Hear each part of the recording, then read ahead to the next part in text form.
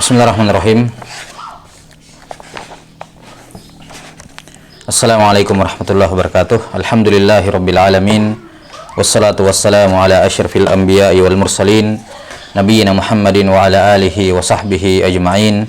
Asyhadu an la ilaha illallah wahdahu la syarikalah wa asyhadu anna Muhammadan abduhu wa rasuluh. Allahumma la ilma lana illa ma 'allamtana innaka antal alimul hakim. Allahumma faqihna fi dinik wa 'allimna ma yanfa'una warzuqna al-ikhlasa fil qawli wal 'amal wa zidna 'ilman ya arhamar rahimin. Taib, nuwasil fi qiraati at-tadhkirah fi ilmi al-hadis lil Hafidh Umar bin Ali ibn al-Mulaqqin rahimahullahu ta'ala al-mutawaffa sana 4 wa 800 min al-hijrati an-nabawiyyah. Qala rahimahullahu ta'ala wal musahhaf wa taratan yaqa'u fil matni wa taratan fil isnadi wa fihi tasonif. Kata beliau rahimahullahu ta'ala pada pembahasan berikutnya adalah al-musahhaf. Taib.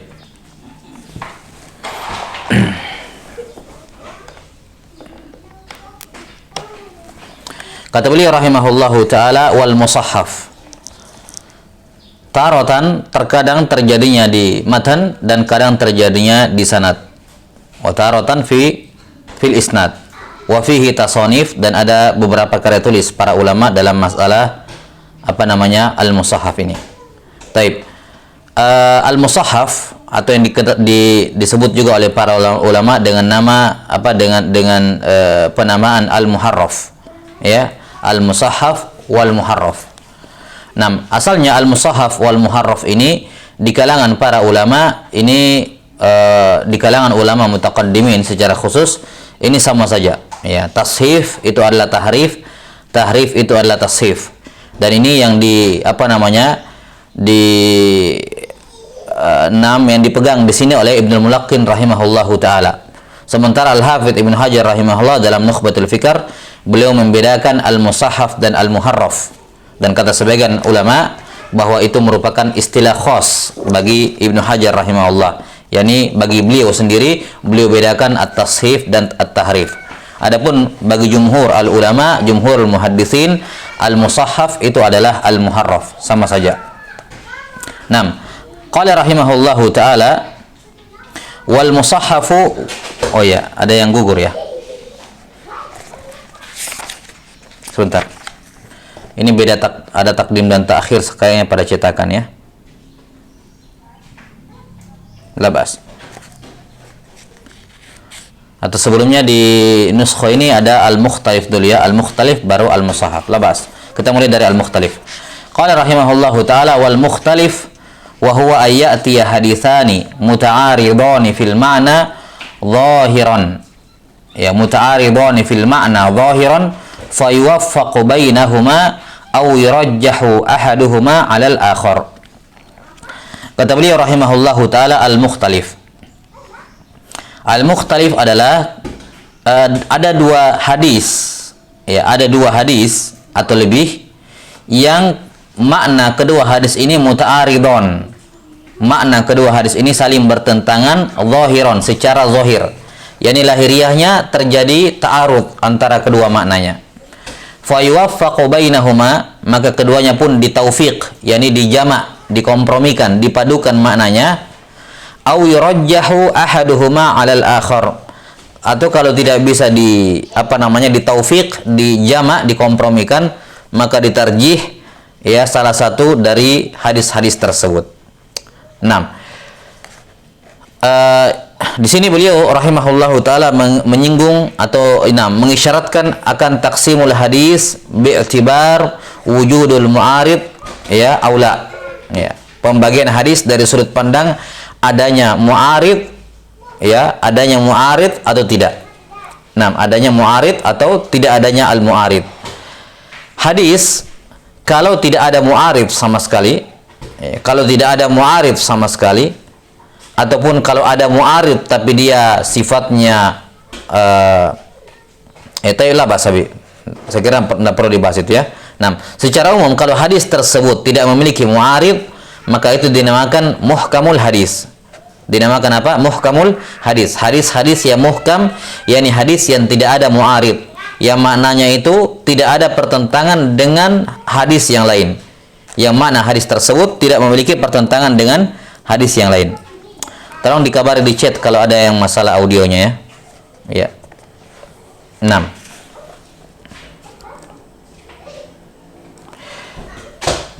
Jadi hadis kalau tidak ada mu'aridnya, tidak ada yang bertentangan dengannya, maka dia dinamakan apa? Hadis tersebut dikatakan muhkamul hadis atau al-haditsul muhkam. Nah, dan ini kebanyakan hadis nabawi adalah hadis-hadis yang muhkam, yakni persentase hadis-hadis yang muhkam dibandingkan hadis-hadis yang al-mukhtalif sebagaimana akan datang itu jauh lebih banyak. Nah, kemudian jenis yang kedua, hadis-hadis yang memiliki mu'arid.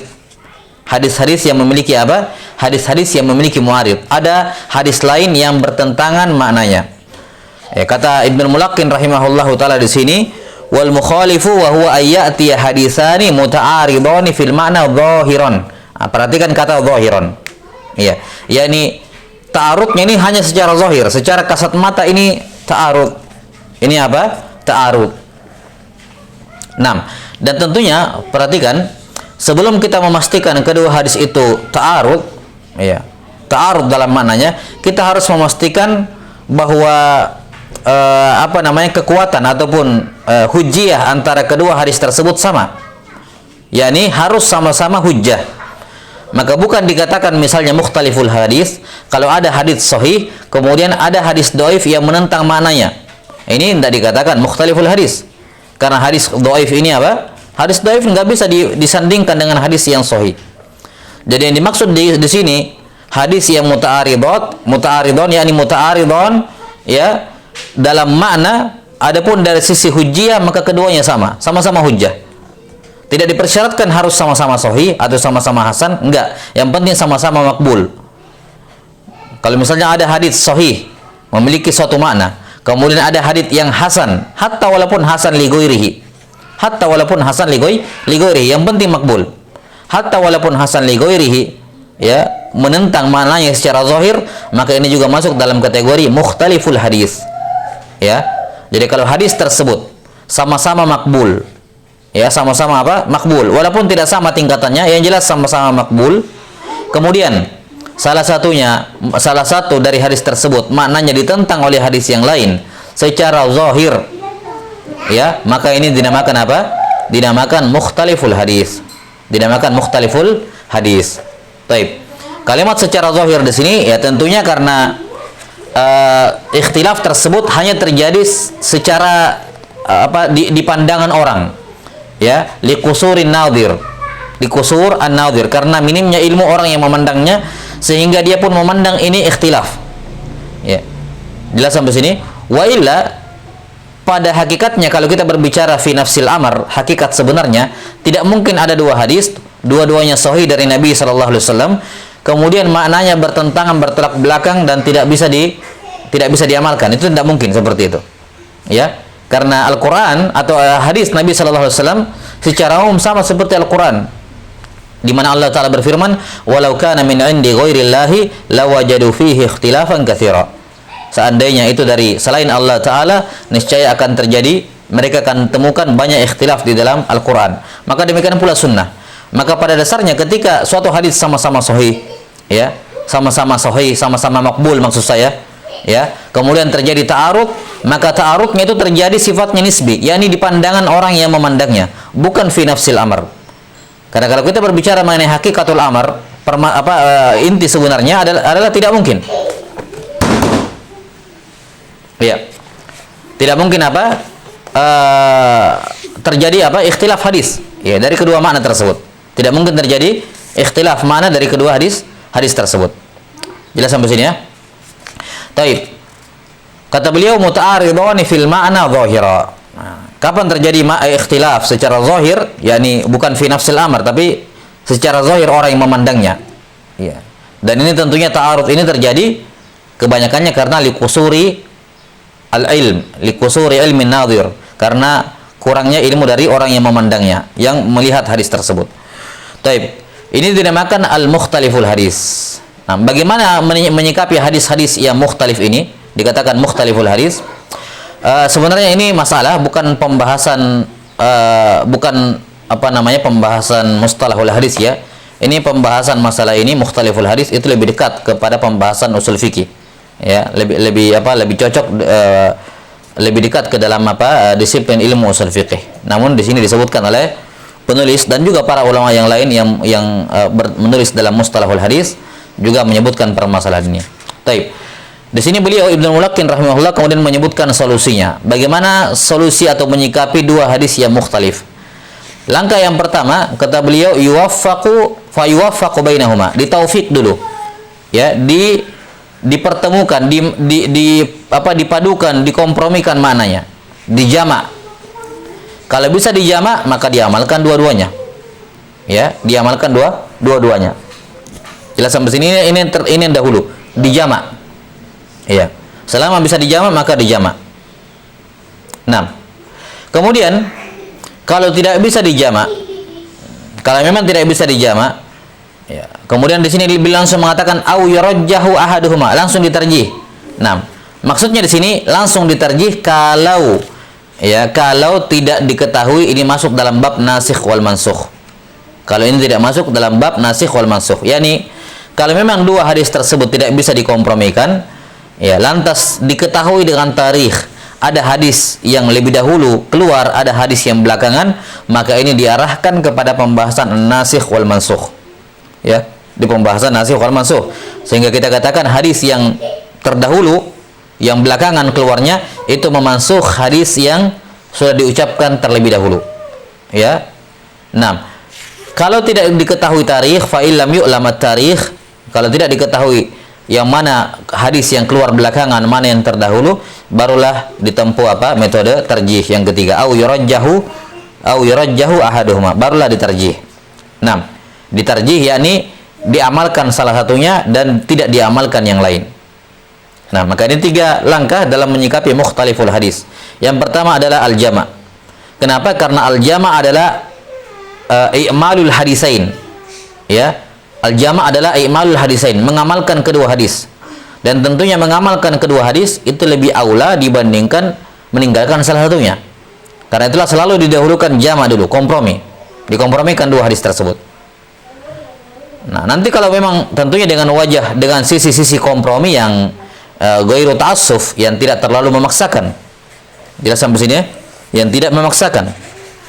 Karena ada juga bentuk-bentuk kompromi yang ta'assuf, ya, walaupun juga tentunya penilaian itu ta'assuf atau tidak itu juga kadang sifatnya subjektif ya. Tapi kadang ada yang terlalu memaksa. Ya. Misalnya yang bentuk ta'assuf ya. Misalnya adanya perbedaan riwayat dalam Isra wal Mi'raj. Dalam beberapa riwayat ada perbedaan dalam Mi'raj. Di langit pertama ketemu dengan Nabi siapa, langit kedua bertemu dengan Nabi siapa, langit ketiga bertemu dengan Nabi siapa, ya kan begitu. Kemudian di hadis yang lain yang juga sama-sama sahih berbeda nama nabinya yang ditemukan atau berbeda tingkatan nabinya. Di hadis ini Nabi Idris di langit yang keempat, di hadis yang lain misalnya Nabi Idris di langit yang keberapa, ya. Atau di hadis yang lain disebutkan penurunan diberikannya rukhsah salat 5 waktu dari 50 menjadi 40 misalnya, dari 30 turun 10, ya. Di hadis yang lain turun 5 misalnya, ya. Tiap 5 turun 50 jadi 45 dan seterusnya. Nah, ini yang seperti ini bisa dijamak.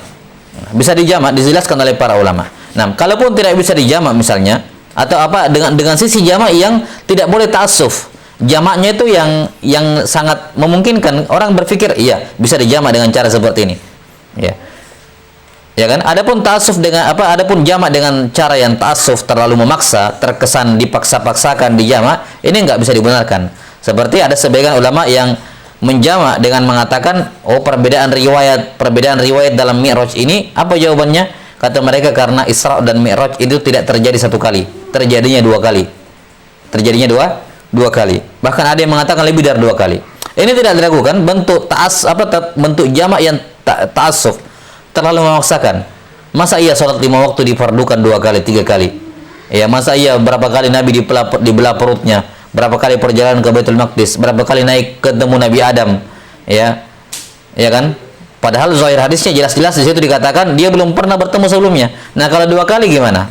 Kan begitu. Itu namanya apa? Bentuk jamak yang ta'assuf, terlalu memaksa. Terlalu memaksa. 6. Jelas sampai sini. Ada juga yang mungkin masih bisa diterima tapi kecil kemungkinan untuk jamak seperti itu. 6. Seperti misalnya hadis larangan minum berdiri, ya, la yashrabanna ahadukum qa'ima, jangan seorang di antara kalian minum berdiri. Kemudian Nabi sallallahu alaihi wasallam minum air Zam-Zam, ya, di saat Arafah dalam keadaan berdiri. Dalam keadaan berdiri. 6. Sebagian ulama ada yang mencoba memadukan, mengatakan tetap enggak dibolehkan minum berdiri, ya, dipadukan. Adapun berdirinya Nabi sallallahu alaihi wasallam di situ karena izdiham, karena banyaknya orang di situ. Banyaknya orang di situ sehingga beliau tidak bisa duduk, maka beliau pun berdiri. Ya, tidak menunjukkan bolehnya berdiri. Tapi karena izdihamnya manusia di situ. Padatnya orang di situ sehingga tidak memungkinkan beliau duduk. Ini kan juga bentuk kompromi, tapi masih lebih mending dibandingkan yang sebelumnya tadi, tapi juga ada sedikit ada bentuk ta'assuf di dalamnya. Mengapa? Ya, Nabi sallallahu alaihi wasallam tentunya seorang nabi, ya kan begitu, seorang nabi. Masa gara-gara banyak orang beliau minum berdiri? Kalau memang tidak boleh, kan begitu. Kalau memang tidak boleh minum berdiri, masa gara-gara orang banyak beliau tinggalkan hal tersebut? Ya. Apa sulitnya beliau menyuruh memberi space para sahabat suruh mundur sedikit, beliau duduk minum, ya kan? Beliau minum sambil duduk. Apa susahnya? Ya, ini sangat memungkinkan. Maka thariqah jamaah yang seperti ini juga, ya, seperti kita katakan, kadang terlalu ta'assuf, kadang ya seperti itu.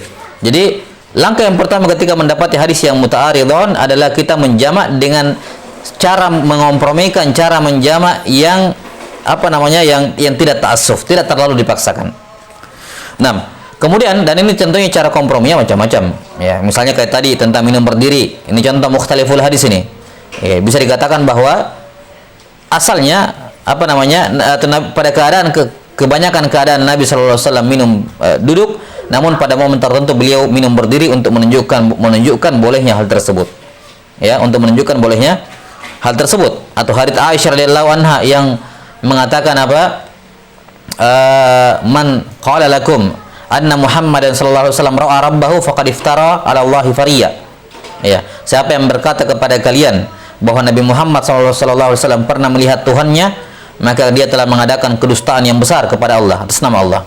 Sementara Ibnu Abbas meriwayatkan dari Nabi sallallahu alaihi wasallam di mana Nabi sallallahu alaihi wasallam bersabda, "Ra'aitu Rabbi ala ahsani surah."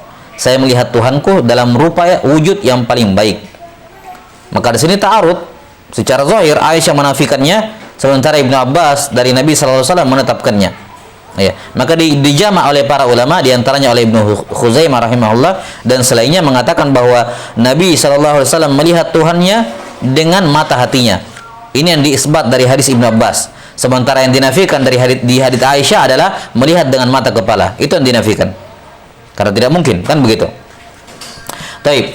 Jadi ini bentuk bentuk kompromi, dan tentunya sangat sering kita dapati dalam pembahasan fikih adanya kompromi di kalangan para ulama, ya, dalam menyikapi hadis-hadis yang mukhtalif. Kemudian yang kedua, kalau diketahui yang mana mutaakhir, yang mana kalau memang tidak bisa dikompromikan, ya, kemudian diketahui mana yang belakangan, mana yang terdahulu, mana yang belakangan, maka ditempuh cara yang kedua, yaitu nasikh wal mansukh. Yang diketahui keluarnya paling belakang itu yang diamalkan. Itu memansuh hadis setelahnya, hadis sebelumnya. Contoh misalnya Nabi sallallahu alaihi wasallam bersabda, "Innama ju'ilal imamu liyutamma bih." Ya, innama ju'ilal imamu liyutamma bih. Imam dijadikan untuk diikuti. Fa idza kabbara fakabbiru, wa idza raka'a farka'u, wa idza rafa'a farfa'u, wa idza sajada fasjadu, wa idza shalla jalisan fasallu julusan ajma'un. Kalau dia salat duduk, maka duduklah kalian seluruhnya. Nah, maka di sini perintah dari Nabi sallallahu alaihi wasallam bahwa makmum mengikuti imam yang duduk walaupun si makmum bisa berdiri. Walaupun si makmum bisa berdiri, namun kalau imamnya duduk maka mereka juga duduk. Wujuban, harus. Kemudian warid dalam riwayat Imam Al-Bukhari rahimahullah dalam kisah-kisah terakhir, salat terakhirnya Nabi Shallallahu Alaihi Wasallam, salat maghrib ya. Ya, salat maghrib adalah salat terakhir yang Nabi Shallallahu Alaihi Wasallam pimpin. Ya, ikut salat berjamaah. Salat maghrib adalah salat yang terakhir. Ya, ketika itu beliau alaihi salatu wassalam dipandu oleh siapa? Al-Abbas bin Abdul Muttalib dan Ali bin Abi Thalib, ya, dipandu ya untuk ke masjid. Ketika itu Abu Bakar As-Siddiq radhiyallahu taala sudah menjadi imam. Ya, sudah menyolati sudah salat bersama dengan para sahabat. Maka datanglah Nabi sallallahu alaihi wasallam duduk di sebelah kirinya Abu Bakar As-Siddiq. Duduk di sebelah kirinya Abu Bakar As-Siddiq. Kemudian Abu Bakar bermakmum kepada Nabi sallallahu alaihi wasallam dan para sahabat bermakmum kepada Abu Bakar. Nah, syahidnya di sini bahwa Nabi sallallahu alaihi wasallam salat sambil duduk dan Abu Bakar serta para sahabat yang lain berdiri. Dan ini adalah salat terakhir yang dilakukan oleh Rasulullah sallallahu alaihi wasallam. Nah, karena itulah Imam Al-Humaidi rahimahullah, guru Imam Al-Bukhari, Al-Humaidi Abdullah bin Zubair mengatakan, "Innama yu'khadhu min amri Rasulillah sallallahu alaihi wasallam al-akhiri fal akhir." Yang kita ambil dari amalannya Rasulullah sallallahu alaihi wasallam adalah yang paling terakhir. Ya. Yang paling terakhir. Dan hadis ini dikatakan oleh para ulama memansuh semua hadis yang mengatakan makmum tetap duduk walaupun dia mampu berdiri. Ya. Maka yang benarnya dalam masalah ini, dalam masalah kalau kita berbicara masalah fikihnya, maka walaupun imam duduk, maka makmum tetap harus berdiri kalau mereka wajib berdiri. Karena berdiri adalah rukun salat. Semua hadis yang menyuruh duduk hukumnya mansuh. Hukumnya apa? Mansuh. Baik. Jelas sampai sini ya. Kemudian semisal juga dengannya pandangan dalam mazhab Syafi'iyah. Misalnya dalam sujud sahwi. Ada dua jenis hadis kan? Ada hadis-hadis yang menyebutkan Nabi sallallahu alaihi wasallam sujud sahwi sebelum salam, dan ada hadis-hadis yang menunjukkan Nabi sallallahu alaihi wasallam sujud sahwi setelah salam. Ya, setelah salam. Sebagian menempuh, sebagian menjamak ya dengan memberikan aujuhul jamak yang mengatakan bahwa sebelum salam kalau kesalahannya kayak begini, setelah salam kalau kesalahannya kayak begitu. Nah, sementara Imam Syafi'i rahimahullah dalam hal ini menempuh ya tariqah nasikh wal mansukh. Beliau mengatakan bahwa sujud sahwi semuanya sebelum salam. Secara mutlak apapun bentuk kesalahannya, bentuk sahwinya dalam salat, itu sujud sahwi sebelum salam secara mutlak. Adapun semua hadis yang menyebutkan Nabi pernah sujud sahwi setelah salam, ya, semua hadis yang menunjukkan bahwa Nabi sallallahu alaihi wasallam pernah sujud sahwi setelah salam, semuanya mansukh. Semuanya apa? Mansukh. Dan beliau punya hujjah atau argumen dalam hal ini.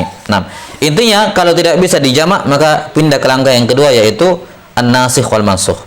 Nah, kalau tidak diketahui tarikh, barulah lompat ke jenis yang ketiga atau cara yang ketiga, yaitu at-tarjih. Yaitu apa? At-tarjih. Nah, dan kaifiyatut tarjih ini, ya, kaifiyatut tarjih ini memiliki banyak sekali, ya. Sebagian menyebutkan sampai 100 aujuhut tarjih. Sisi apa? Tarjih. 6. Semisal hadis tentang waktu-waktu sholat itu, di mana dalam riwayat Imam Muslim, ya, ya, disebutkan bahwa sholat maghrib, ya, dalam riwayat Bukhari Muslim, ya, dalam riwayat Bukhari Muslim, bahwa dalam sholat maghrib awal waktunya adalah tergelincir matahari dan habisnya waktu ketika terbitnya tenggelamnya syafaq ahmar, ya. Nah, tenggelamnya syafaq merah. Habis waktu maghrib. Sementara dalam riwayat Abu Daud dan selainnya, dalam hadits Jibril. Hadits Jibril ini kan beliau turun mengajarkan Nabi sallallahu alaihi wasallam tata cara wudu dan mengajarkan waktu-waktu salat. Ini terjadi keesokan harinya. Jadi salat yang pertama kali dilakukan oleh Nabi sallallahu alaihi wasallam setelah Mi'raj adalah salat zuhur. Jadi kan malam harinya ketika beliau Mi'raj di tahun 10 Hijriah, beliau menerima perintah salat 5 waktu. Nah, ketika turun kembali di malam harinya, ya, salat subuh belum dikerjakan. Sudah turun kewajiban tapi belum dikerjakan ke saat itu. Kenapa? Belum diketahui waktunya kapan. Maka nanti zuhurnya, jadi itu diterima salat 5 waktu malam harinya. Salat subuh nggak ada, nah salat zuhur turunlah Jibril alaihissalam, ya, mengajarkan kepada Nabi sallallahu alaihi wasallam waktu-waktu salat 2 hari berturut-turut. Di hari pertama beliau turun di awal waktu, di hari yang kedua beliau turun di akhir waktu, ya. Hari pertama dengan hari kedua beda waktunya kecuali pas salat maghrib. Salat maghrib di hari pertama beliau turun di saat matahari terbenam, ya, dan di hari kedua beliau juga turun di hari di saat matahari terbenam. Ya, yakni hari pertama dengan hari kedua sama. Berarti ya kata Imam Syafi'i rahimahullahu taala di qaul jadidnya beliau, di pendapat terbarunya beliau, kalau begitu maghrib itu memiliki satu waktu saja. Itu awalnya, itu akhirnya. Itu awalnya, itu akhirnya. Jelas sampai sini ya? Nah, maka di sini ada khilaf. Di hadis-hadis yang sifatnya yang riwayat muttafaqun alaih dikatakan maghrib akhirnya adalah sampai tenggelamnya matahari. Sementara di riwayat Abu Daud itu dalam riwayat Jibril, ada hadis Jibril, riwayat Abu Daud dan selainnya, kalau nggak salah dari hadis Abdullah bin Amr bin As ya. Ya, disebutkan apa? Maghrib cuma satu waktu. Nah, maka di sini terjadi khilaf. Terjadi apa? Khilaf. Mau dijama, bagaimana caranya dijama? Ya, mau dikatakan nasikh wal mansukh, ya, nasikh wal mansukh, ya, ya, mungkin nasikh wal mansukh memungkinkan karena jelas hadis Jibril itu turun belakangan, turun pertama, sementara hadis yang kedua yang mengatakan maghrib itu turun habisnya maghrib ketika ketika terbenamnya syafaq ahmar, ya bisa, tapi untuk mengatakan dimansukh hukumnya, ya para ulama tidak menempuh itu. Ya, yang ditempuh di sini oleh para ulama adalah kaifiyatut tarjih. Ya, mereka mentarjih. Mereka mengatakan bahwa Mereka mengatakan bahwasanya hadis Abu Barzah, ya Abu Barzah ya, yang tentang waktu sholat itu dalam riwayat Bukhari dan Muslim dalam As-Sahihain. Sementara hadisnya Jibril di luar Sahihain. Maka di sini lebih diunggulkan hadis ini, ditarjih. Ya, karena sama-sama sahih hadisnya, hadis Jibril juga sahih hadisnya. Hadis Jibril juga sahih. Cuman di sini para ulama menempuh tarjih dengan mengamalkan hadis al-muttafaq alaih itu dan meninggalkan tidak beramal dengan hadisnya Jibril, yakni khusus untuk salat maghrib tentunya. Khusus untuk salat maghrib tidak diamalkan. Kenapa? Marjuh.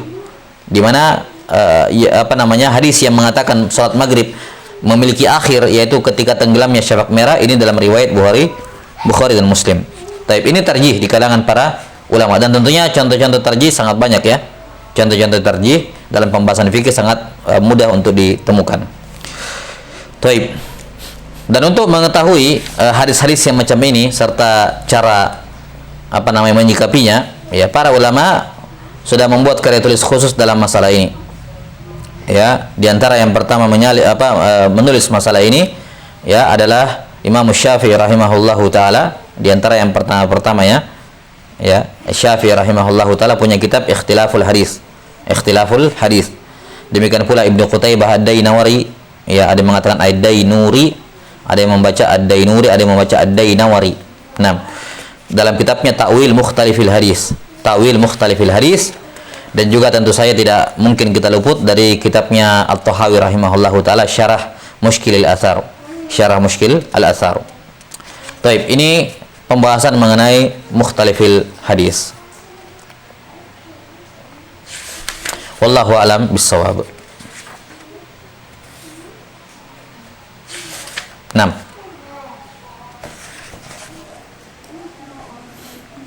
Summa qala rahimahullahu taala wal musahhafu wa huwa taghyiru lafdhin aw ma'na. Naam.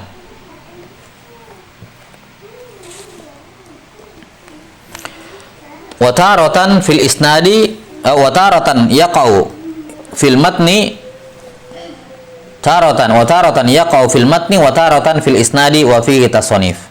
Baik. Kata beliau rahimahullahu taala al-musahhaf. Ya. Wa huwa taghyiru lafdhin au ma'na. Yaitu perubahan lafaz dan makna. Ini ada dalam sebagian nuskha ya. Tambahan ini wa huwa taghyiru lafdhin au ma'na. Di nuskha yang lain tidak ada. Baik. Nah, kita sudah sebutkan tadi sedikit ya bahwa al-musahhaf ya ini sama seperti al-muharraf. Sementara istilah khas untuk Al-Hafidz Ibnu Hajar, beliau membedakan antara at-tashif dan at-tahrif. Musahhaf dan al-muharraf. Musahhaf dan muharraf. Taib. Intinya kata Ibnu Mulaqqin rahimahullah, dan ini adalah qaul jumhur dan juga qaul ulama al-mutaqaddimin, bahwa al-musahhaf dan al-muharraf sama saja. Kata beliau, al-musahhafu wa huwa taghyiru lafdhin aw ma'na. Perubahan lafaz dan makna. Ya. Pokoknya kapan terjadi perubahan lafaz, bagaimanapun bentuk perubahan lafaznya, itu tashif namanya. Atau terjadi perubahan makna, bagaimanapun perubahannya, itu juga apa? Tashif. Ya. Nah, sekarang kata beliau rahimahullahu taala, wa taratan yaqa'u fil matni, kadang terjadi pada matan, dan kata Al-Hafidz Ibnu Hajar rahimahullahu taala, ini yang paling sering. Wa aktsaru ma yaqa'u fil mutun. Yang paling sering tashif itu terjadi pada matan. Ya, namun juga bisa terjadi pada wa taratan fil isnad. Kadang terjadi pada sanad, yakni pada nama-nama perawi. Pada nama-nama perawi. Jelas ya? 6. Jadi intinya bahwa al-musahhaf maupun al-muharraf itu terjadi pada lafaz dan terjadi pada makna. Dan lafaz ini bisa terjadi pada matan, bisa terjadi pada sanad. Ya, yakni nama perawi. Sementara makna, tashif dalam makna tentunya hanya terjadi pada apa? Terjadi pada matan saja, bukan tidak terjadi pada sanad. Jadi tahrif pada lafaz itu bisa terjadi pada lafaz matan, bisa juga pada lafaz sanad, yakni pada nama perawinya. Sementara tashif ya pada makna itu hanya terjadi pada matan, tidak terjadi pada sanad. Baik, maka di sini kita bisa menyimpulkan ada 3 bentuk. Yang pertama adalah tashif pada lafaz matan hadis, tashif pada lafaz hadis. Yang kedua tashif pada lafaz pada nama perawi, ya, tashif pada nama perawi. Dan yang ketiga tashif pada matan hadis. Saya ulangi, tashif pada lafaz hadis. Yang kedua tashif pada nama perawi, dan yang ketiga tashif terhadap makna hadis, bukan lafadznya tapi makna hadis. Taib. Adapun yang pertama, tashif pada lafadz matan, pada lafadz hadis. Misalnya hadis Nabi sallallahu alaihi wasallam, hadis yang masyhur tentang puasa Syawal ya, man shoma ramadhana fa atba'ahu sittam min Syawal. Siapa yang puasa Ramadan kemudian diikuti 6 hari di bulan Syawal. Ya, diikuti 6 hari di bulan Syawal. Fa'atba'ahu sittam min Syawal. Sebagian rawi ada yang mentasif, mengatakan fa'atba'ahu syai'am, bukan sitta tapi syai'am, syai'am min Syawal. Siapa yang berpuasa Ramadan kemudian berpuasa berapa hari pun di bulan Syawal, mau 1, mau 2, mau 3, pokoknya syai'an. Nah, ini sittan ditahrif menjadi apa? Syai'an. Nah, ini adalah tahrif pada lafaz hadis, pada matan al-hadis. Taib. Kemudian yang kedua adalah tahrif pada pada nama perawi. Nama perawi. Misalnya seharusnya Al-Bazzaz, karena mungkin dia jarang mendengar Al-Bazzaz yang masyhurnya Al-Bazzar, ya, dia pun mengatakan apa? Al-Bazzar. Ya. Maka Al-Bazzaz berubah jadi Al-Bazzar, ini tasif. Yang benarnya Al-Bazzaz. Cuman ada perawi yang keliru mengatakan Al-Bazzar. Atau misalnya Al-Hamdani berubah jadi Al-Hamadani. Al-Hamdani dengan dal yang muhmalah berubah jadi Al-Hamadani dengan zal al-mu'jamah. Dengan zal al-mu'jamah. Ini tasif. Ini apa? Tasif. Atau misalnya Abdurrahman ibnu Zabir, dia baca Abdurrahman ibnu Zubair. Ada Az-Zabir, Abdurrahman ibnu Zabir. 6. Abdurrahman ibnu Zabir yang benarnya, ya, karena dia tidak mengetahui, taunya dia pokoknya kalau yang nama seperti ini selalu ditasgir, ya, tidak pernah mendapati yang mukabbar, maka dia membaca Abdurrahman ibnu Zubair, padahal Abdurrahman ibnu Zabir. Jelas ya, ini tasif juga. Dan tasif dalam nama perawi ini banyak, tapi lebih banyak lagi tasif pada matan al-hadis. Taib. Kemudian yang ketiga ada tasif pada makna hadis. Jadi lafadznya tidak berubah, tapi maknanya yang ditasif, yakni orang salah sangka terhadap maknanya. Misalnya ada orang-orang dari daerah Unaizah, ya, dari daerah Unaizah mengatakan kami ini kabilah yang mulia karena Nabi sallallahu alaihi wasallam pernah sholat menghadap ke kabilah kami, meninggalkan Ka'bah dan sholat menghadap ke arah kabilah kami. Mengapa? Karena dia salah memahami hadis Rasulullah sallallahu alaihi wasallam di mana Nabi SAW pernah sholat ya menghadap apa? Dikatakan sholla ila anazah, bahwa Nabi SAW pernah sholat menghadap ke anazah. Nah, anazah di sini mereka pahami anazah yakni Unaiza ini, nama kota. Ya, padahal anazah yang dimaksud di sini adalah hirbatun shaghira, adalah apa?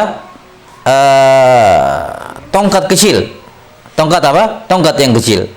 Nah, maka yang seperti ini adalah tashif dalam makna hadis. Jadi lafadznya tidak ditasif, tapi yang tasif adalah maknanya. Yani salah faham dalam memahami lafadz suatu al-hadis. Nah, ini bentuk at-tasif. Jadi intinya tasif adalah terjadi perubahan pada lafadz. Lafadz ini bisa terjadi pada matan atau bisa terjadi pada apa? Bisa terjadi pada nama perawi. Ya, atau perubahannya terjadi pada makna. Dan makna ini hanya terjadi pada matan saja, tidak terjadi pada nama perawi. Kemudian terjadinya perubahan lafadz ini pada perawi macam-macam. Bisa yang berubah harokatnya, ya, dari apa namanya? Dari fathah berubah jadi kasrah. Misalnya Muhammad bin Habban, karena dia tidak pernah dengar itu, dia tasif menjadi Hibban karena Hibban yang masyhur. Ini tasif pada lafadz dalam hal harokah, dalam syakal. Dalam apa syakal? Seharusnya Habban, dia baca Hibban. Atau dalam masalah nukot, dalam masalah titik. Dalam masalah titik seperti tadi, seharusnya Al-Bazzaz dia hilangkan titiknya menjadi Al-Bazzar. Ya, menjadi dari Al-Bazzaz menjadi Al-Bazzar. Atau kegabungan dari keduanya, titik dan harokat seperti tadi. Al-Hamdani dengan disukun mimnya. Al-Hamdani disukun mim dengan huruf dal muhmalah. Ya. Di tasrif menjadi apa? Al-Hamadani, di fathah mimnya yang tadinya sukun, di fathah mimnya dan diganti dengan zal al-mu'jamah. Al-Hamdani menjadi Al-Hamadani. Jelas ya, dan ini bentuknya banyak ya, disebutkan dalam apa namanya kutub al-mutawwal. Dan para ulama punya karya tulis dalam masalah ini khusus ya. Karena itulah Ibnu Mulaqqin rahimahullahu taala mengatakan wa fihi tasonif. Ya, dalam masalah tasif dan tahrif, dan tidak diragukan bahwa tasif ini termasuk kekeliruan muhaddisin. Ya, salah satu bentuk kekeliruan yang banyak terjadi di kalangan muhaddisin. Nah, karena itulah para ulama mengumpulkan seluruhnya dalam karya tulis tersendiri. Kata beliau fihi tasonif, dalam masalah tashif ini dengan semua macam bentuknya ada karya tulis di kalangan para ulama. Ya, ada kitabnya Al-Askari rahimahullahu taala. Ada kitabnya Al-Askari rahimahullahu taala. Ya, kitab beliau judulnya Tashifatul Muhadditsin. Tashifatul Muhadditsin. Tashif di kalangan muhaddisin. Yani beliau bawakan contoh-contoh tashif di kalangan al-muhaddisin. Nah, demikian pula siapa Al-Khattabi rahimahullahu taala, beliau punya kitab Islah Ghalatil Muhadditsin. Islah Ghalatil Muhadditsin, meluruskan atau membenarkan kekeliruannya muhaddis. Dan di antara ghalatnya muhaddisin adalah masalah tasif ini. Baik. Ini selesai al-musahhaf ya. Selanjutnya qala rahimahullahu taala wal musalsalu wa huwa ma tataba'a rijalu isnadihi ala sifatin aw halatin wa qalla fihi sahih. Kata beliau rahimahullahu taala wal musalsal. Al musalsal itu kan silsilah, artinya mata rantai ya. Jadi rantai yang sama bentuknya dikaitkan satu sama lain sehingga menjadi tasalsul. 6. Menjadi saling merangkai satu sama lain. Taib, al-musalsal, dan al-musalsal ini adalah sifatul isnad. Sifat bagi apa? Sifat bagi sanad, bukan sifat pada saya ulangi. Al-musalsal adalah sifat pada sanad ya. Dan ini banyak bentuknya, namun dan ada juga sifat pada matan. Ada juga sifat pada al-matan. Inti dari musalsal kata beliau wa huwa ma tataba'a riyalu isnadihi ala sifatin. Musalsal adalah sanad ya, sanad yang perawi sanadnya itu tataba'ah, mereka serempak, mereka kompak, bukan serempak ya, bukan serempak, mereka kompak ya, sama ya, memiliki kesamaan ala sifatin, di atas satu sifat tertentu, au kahalatin, atau kondisi tertentu, Taib. Sebenarnya kalau kita melihat jenis dari musalsal ini kan sebenarnya ini diucapkan oleh semua perawi, walaupun sanadnya ataupun matannya berulang, tapi sebenarnya yang mengulang itu adalah perawinya, bukan matan hadis itu sendiri yang berulang, ya. Karena itulah para ulama menyatakan bahwa musalsal walaupun dia ada juga terdapat pada matan, tapi hakikatnya musalsal itu merupakan sifat dari sanad, sifat dari perawi sanadnya. Walaupun ada juga tasalsul dalam al-matan sebagaimana yang akan disebutkan. Kata beliau rahimahullahu taala, wal musalsalu wa huwa ma tataba'a rijalu isnadihi ala sifatin au kahalatin. Ya, au halatin. 6. Jadi musalsal adalah adanya kesamaan antara para perawi dalam sanad. Dalam tiap tabaqat mereka memiliki kesamaan. Apa kesamaannya? Beliau sebutkan di sini 2. Apakah dalam masalah sifat ataukah dalam masalah hal, kondisi perawi, sifat perawi atau kondisi perawi. Taib. Dan hadits musalsal ini, atau contoh misalnya hadis kalau yang berkenaan dengan sifatul ruwat, rijalil isnad, seperti misalnya al-musalsal bid dimashqiyin. Hadis al-musalsal bid dimashqiyin, di mana semua perawinya dari awal sampai akhir itu orang Damaskus. Damaskus. Setidaknya dari guru perawi sampai kepada sahabat semuanya pernah bermukim atau memang orang asli Damaskus. Musalsal bid dimashqiyin. Ya, dan ada hadis al-musalsal bid dimashqiyin yang dikatakan oleh Imam Ahmad rahimahullah adalah hadis yang paling agung yang dimiliki oleh ulama Damaskus, yaitu hadis ya ibadi inni haramtu dzulma ala nafsi wa ja'altuhu bainakum muharrama fala tadzalamu, sampai akhir hadis. Ini hadis dikenal di kalangan para ulama dengan hadis al-musalsal bid dimashqiyin. Ada juga al-musalsal bil misriyin, yakni dari awal sampai sahabatnya semuanya Mesir. Ada juga musalsal bil madaniyin, musalsal bil makkiyin, dan seterusnya. Jelas ya? Ini sifat perawi. Contoh yang kedua dari sifat perawi, misalnya namanya sama. Ada namanya musalsal bil muhammadin. Dari awal sampai akhir namanya apa? Muhammad. Namanya siapa? Namanya Muhammad. 6. Misalnya sanad dibawakan sekarang dari masyayikh, misalnya namanya Muhammad, kemudian melalui jalurnya masalan Muhammad bin Abdurrahman ibn Ishaq, ya. 6. Kemudian dari gurunya, ya, yang namanya juga Muhammad, kemudian lewat ke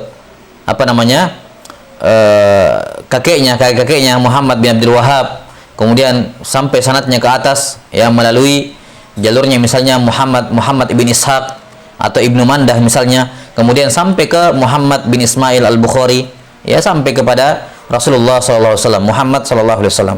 Ini musalsal bil muhammadin, ya. 6. Ada juga musalsal biharfil ain. Musalsal di mana nama perawi semuanya dimulai dengan huruf ain. Terserah mau Amr, mau Umar, ya, mau yang lain, yang jelas awalannya ain, atau Abdullah, Abdurrahman, dan seterusnya. Taib, ini musalsal bisifatin. Ada juga musalsal halah, kondisi perawinya. Ya, seperti misalnya musalsal bil musafahah, di mana setiap guru ketika menyampaikan hadis ini kepada muridnya, dia sampaikan sambil berjabat tangan. Nanti setelah itu muridnya juga sampaikan kepada muridnya di bawahnya sambil jabat tangan. Nanti seterusnya sampai di zaman-zaman setelahnya. Itu namanya apa? Al-musalsal bil musafahah. Ya, ada juga al-musalsal bil musabbahah. Musalsal dengan biji tasbih. Ya, ini sanadnya sampai ke Al-Hasan Al-Basri rahimahullahu taala, di mana setiap perawi, ya, memberikan tasbihnya kepada muridnya ketika menyampaikan hadis ini. Kemudian diberikan tasbihnya kepada muridnya. Terus, ya, dikatakan apa? Musalsal bil musabbah. Ya, ini dengan alat yang dipakai untuk bertasbih. Nah, dan banyak apa namanya sifat atau hal yang lain. Misalnya juga termasuk dalam hadits al-musalsal, ada yang musalsal dari sudut pandang waktu penyampaiannya. Waktu penyampaiannya. Misalnya ada hadis al-musalsal biyaumil id, di mana setiap perawi memberikan hadis ini kepada muridnya pada hari Id, imma Idul Fitri atau Idul Adha misalnya. Ada juga musalsal biyaumil Jumu'ah.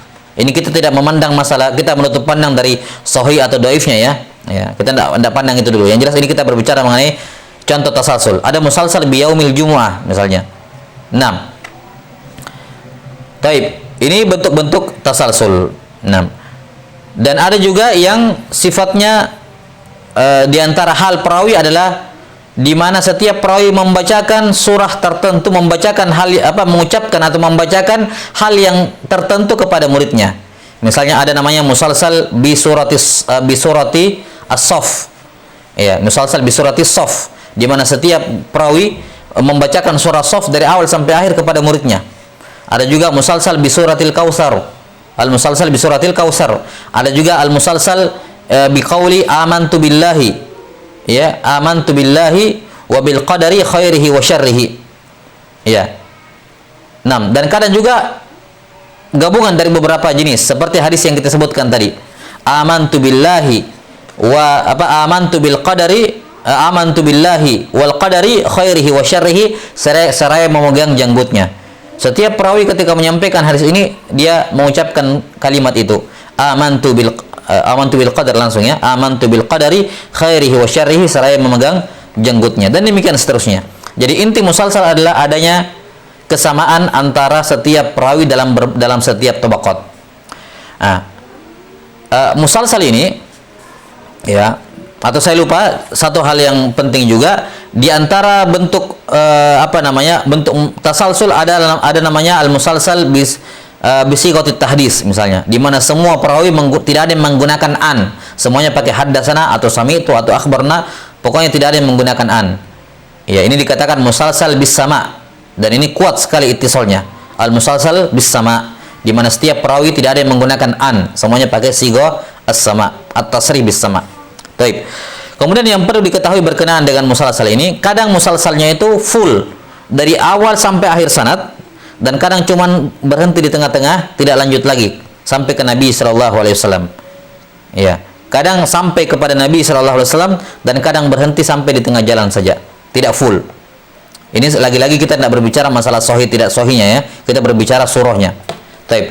Contoh hadis yang musalsalnya full misalnya dari awal sampai akhir seperti hadis al-musalsal bi surati Saff, di mana Nabi sallallahu alaihi wasallam membacakan surah Saff. Ya, demikian pula Nabi sallallahu alaihi wasallam membaca surah Al-Kautsar ketika turunnya surah Al-Kautsar. Setiap perawi sampai sekarang senantiasa membacakan Al-Kautsar setelah membacakan hadis tentang keutamaan surah Al-Kautsar itu. 6. Kemudian contoh musalsal yang tidak full, hanya berhenti di tengah-tengah atau berhenti di sepertiganya misalnya, atau 2/3-nya seperti hadis al-musalsal bil awaliyah. Hadis al-musalsal bil awaliyah, di mana setiap perawi ketika sudah mengucapkan hadis ini dia mengatakan haddatsani, atau misalnya qara'tu ala fulan, atau haddatsana fulan, atau quriya ala fulan wa ana asma, kemudian masing-masing mengatakan wa huwa awwalu haditsin sami'tuhu minhu. Ini adalah hadis yang paling pertama kali saya dengar dari dirinya, dari guru saya itu. Yani saya pertama kali datang belajar sama dia, ini hadis yang paling pertama kali saya dengar darinya. Setiap perawi berkata seperti itu, wa huwa awwalu haditsin sami'tu minhu. Setelah itu di atasnya lagi begitu, haddatsana fulan wa huwa awwalu haditsin sami'tu minhu, dan ini sanadnya tasalsulnya berakhir sampai ke Sufyan ibnu Uyainah. Tasalsulnya berakhir sampai Sufyan ibnu Uyainah. Sufyan ibnu Uyainah ke atas ini sudah tidak tasalsul lagi. Jadi berhentinya cuma di sepertiga sanad misalnya, atau 2/3 sanadnya. Baik. Ini al-musalsal. Summa qala rahimahullahu taala wa qalla fihi sahih. Dan sangat sedikit ada yang sahih. Maksudnya sangat sedikit ada yang sahih, yakni yang sahih tasalsulnya, bukan yang sahih matannya. Karena kadang begini, matan haditsnya sahih, cuman tasalsulnya itu dibuat-buat. Tasalsulnya itu maulu. Tasalsulnya maulu. Yani karena ada sebagian ulama yang terlalu memaksa menjaga tasalsulnya, akhirnya dibuat tasalsul tersebut padahal tidak tasalsul lagi. Ya. Jadi yang dimaksud wa qalla fihi as-sahih, yakni sangat sedikit hadis musalsal yang sahih, yakni sangat sedikit yang sahih tasalsulnya, bukan matanya. Adapun matanya hadits-haditsnya sahih. Jelas sampai sini? Hadits-haditsnya apa? Sahih. Ya. Jadi terkadang hadits itu sahih, cuman tasalsulnya yang dhaif. Tasalsulnya yang dhaif. Ada juga yang sudah hadisnya dhaif, tasalsulnya juga dhaif. Kan begitu. Ada yang seperti itu juga. 6. Kebanyakannya kalau kita mau mendapatkan hadis yang sahih dan juga tasalsulnya sahih, ini yang dimaksud di sini. Sangat sedikit sekali. Sangat sedikit sekali ada hadis yang betul-betul tasalsulnya itu benar sesuai dengan dijaga betul-betul, bukan dibuat-buat. 6. Di antara hadis yang sahih tasalsulnya, bahkan Al-Hafidz Ibnu Hajar rahimahullah mengatakan ini hadis musalsal yang paling sahih. Asahul musalsalat adalah hadis al-musalsal bi surati Shaff, di mana Rasulullah sallallahu alaihi wasallam atau para sahabat berkata, seandainya kami tahu amalan yang paling dicintai oleh Allah taala, kami akan mengamalkannya. Ya, maka turunlah ayat surah Shaff, ya, surah As-Shaff itu. 6. Yusabbihu lillahi ma fis sabbaha lillahi ma fis samawati wa ma fil ardi wa huwal azizul hakim. Ya ayyuhalladzina amanu lima taquluna ma la taf'alun. Kabura maqtan indallahi an taqulu ma la taf'alun innallaha yuhibbul ladzina. Ini jawaban dari pertanyaan mereka. Lau alimna amalan ahabbahu Allah taala la amilnahu. Ya, maka turunlah ayat ini. Innallaha yuhibbul ladzina, innallaha yuhibbul ladzina yuqatiluna fi sabilihi shaffa sampai akhir surah. Maka ketika turun ayat ini, Rasulullah SAW datang kemudian membacakan surah ini full dari awal sampai akhir kepada para sahabat. Kemudian sahabat ini ketika menceritakan kepada tabi'in, dibacakan juga surahnya dari awal sampai akhir. Dan ini terus tasalsulnya terjaga dan sahih sampai di zaman sekarang kita para ulama. 6. Demikian pula yang tasalsulnya sahih adalah al-musalsal bil awwaliyah. Al-musalsal bil awwaliyah yang kita sebutkan tadi. 6. Wallahu taala a'lam bis-shawab. Di mana lafaz hadis al-awwaliyah, ya, di mana setiap perawi mengatakan wa huwa awwalu hadisin sami'tuhu minhu, ini hadis pertama yang saya dengar dari guru saya. Lafaz hadisnya adalah ar-rahimuna yarhamuhumur rahman irhamu man fil ard yarhamkum man fis sama. Baik, wallahu taala alam bis-shawab. Naqti fi hadzal qadar wal ilmu indallah. Nas'alullah taala yu'allimana mimma yanfa'una wa ay yanfa'ana bima 'allamana innahu waliyyu dzalika wal qadiru alaih. Subhanakallahumma wa bihamdik asyhadu an la ilaha illa anta astaghfiruka wa atubu ilaik. Walhamdulillahi rabbil alamin. Wassalamualaikum warahmatullahi wabarakatuh.